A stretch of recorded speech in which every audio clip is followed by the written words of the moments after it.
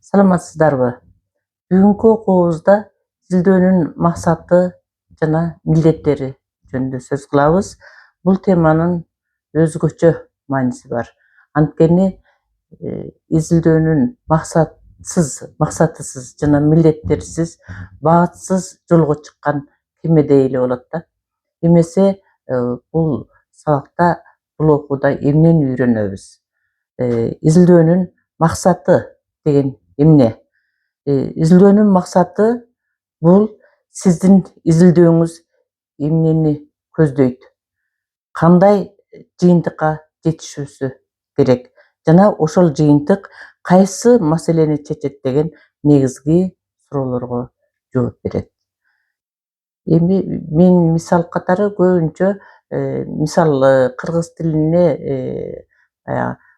коомдун өзгөрүп өнүгүүсүнө жараша кирип келген жаңы сөздөр, өздөштүрүлгөн сөздөр жөнүндө мисалга алып атам. Анткени 50 жылда эл жаңы дегендей эле коомдун өзгөрүүсүнө карата жаңы сөздөр да ар түрдүү жаңы сөздөр кирет. Бир мезгилде кирип келген жаңы сөздөр азыркы мезгилде эски сөздөргө, историзмдерге айланып кетет. Ошол себептен бул актуалдуу маселе. Ошол себептен мисал катары көбүнчө ушул теманы алып атам. Мисал үчүн сиздин темаңыз кыргыз тилиндеги жаңы сөздөрдүн пайда болуусу, мааниси жана колдонулуусу жөнүндө боло турган болсо, анын максаты мындай болушу мүмкүн. Кыргыз тилинде акыркы жылдары пайда болгон жаңы сөздөрдүн пайда болуу себептерин, алардын маанисин жана коомдук турмуштагы колдонулушун изилдөө аркылуу жаңы сөздөрдүн тилдин өнүгүшүнө тийгизген таасирин аныктоо. Бул изилдөө максаты. Эсиңиздерде болсун. Максат так, кыска, темага байланыштуу жана чектелген болуш керек.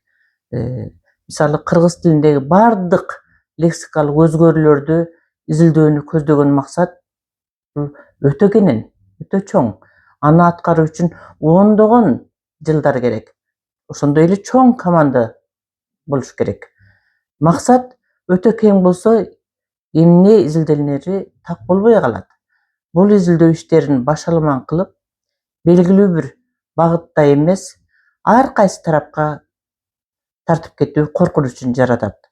Убакытты көп алат, маалымат да көп болот.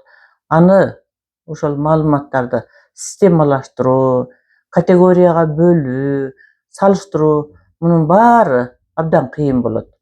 Ошондой эле изилдөө модели курулбай, үстүрттөн гана изилденип калышы мүмкүн. Анализ үстүрттөн болуп калышы мүмкүн.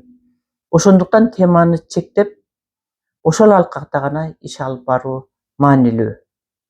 Изилдөөнүн милдеттери деген эмне? Милдеттер бул максатка жетүү үчүн кандай кадамдар жасалаарын көрсөтөт. Башкача айтканда, сиз максатка жетүү үчүн эмнелерди аткарууңуз керек? Ошол милдеттер болуп эсептелет. Мисалы, маселенин изилдениш деңгээлин аныктоо үчүн мурунку изилдөөлөргө, адабияттарга илимий сереп жүргүзүү милдеттердин биринчиси. Темага байланыштуу материалдарды, маалыматтарды жыйноо, алынган маалыматтарды талоого алуу, чыгарылган натыйжаларды теориялык жактан жалпылоо, проблемаларды аныктап, сунуштарды иштеп чыгуу.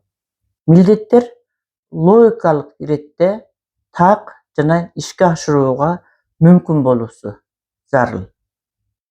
Максат менен милдеттердин байланышы.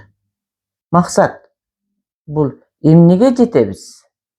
Милдеттер кантип жетебиз деген суроолорго жооп берет.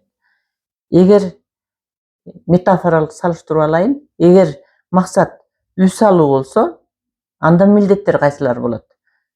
Биринчиси жер тилкесин алуу, долбоор түзүү, курулуш жүргүзүү, бүтүрүү иштерин жасоо дегендей кадамдар болот. Мына ушул сыяктуу эле изилдөө да дал ошондой болот. Максат жол көрсөтөт, милдеттер ошол жол менен алып барат. Kеңештер. Максат бир эле болбосун. Максат тескерисинче бир эле болуш керек. Ал эми милдеттер 5-7 пункттан ашпоосу керек. Ар бир милдеттин аткарылуусунун зарылдыгын эч унутпаңыз. Милдеттерди жазууда этиш сөздөр, башкача айтканда кыймыл-аракетти билдирүүчү сөздөр колдонулат. Мисалы, изилдөө, системалаштыруу, салыштыруу, талдоо, аныктоо, анализдөө, талдоо, сунуштар деген сыяктуу жана башка сөздөр. Практикалык мисал катары кыргыз тилиндеги жаңы сөздөрдүн пайда болуусу, мааниси жана колдонулуусу деген теманы кайра кайталап атам. Анын изилдөө максаты кыргыз тилинде акыркы жылдары пайда болгон жаңы сөздөрдүн жаралуу себептерин, алардын маанисин жана ар кандай чөйрөдө колдонулушун талдоо аркылуу кыргыз тилин өнүктүрүүдөгү алардын ролу аныкталат. Милдеттери мындай болот. Кыргыз тилиндеги жаңы сөздөр тууралуу изилдөөнүн теориялык негиздери жана ага байланыштуу илимий изилдөөлөрдү талдоо, жаңы сөздөрдүн пайда болушунун негизги факторлорун аныктоо, мисалы технологиялык өнүгүү, чет элдик сөздөрдүн кириши, интернет тили, социалдык медиа жана башкалар. Жаңы сөздөрдүн маанисин жана түзүлүшүн лингвистикалык жактан талоого алуу. Мисалы, алар кандай ыкмалар аркылуу жаралат? Калька аркылуубу, же болбосо кыскартуу, кош сөздөр, татаал сөздөр сыяктуу ыкмалар талданат. Кыргыз коомундагы жаңы сөздөрдүн колдонулуш чөйрөсүн аныктоо, мисалы, массалык маалымат каражаттарында, социалдык тармактарда, күнүмдүк сүйлөөдө же мамлекеттик документтерде. Колдонулуп жаткан жаңы сөздөрдү кабыл алуу деңгээлин аныктоо үчүн сурамжылоо, анкета алуу, жаңы сөздөрдүн тилдин байуусуна жана өзгөрүшүнө тийгизген таасирин баалоо. Жыйынтыгында колдонуудагы жаңы сөздөр боюнча сунуштарды иштеп чыгуу. Анын ичинде кандай сөздөр тилде сакталып калууга, өздөштүрүлүп кетиш керек, сакталып калыш керек деген сыяктуу татыктуу экендигин көрсөткөн сунуштар берилет. Бүгүн биздин үйрөнгөнүбүз максат кайда барабыз десе, милдеттер ал жакка кантип жетебиз деген милдеттер болуш керек.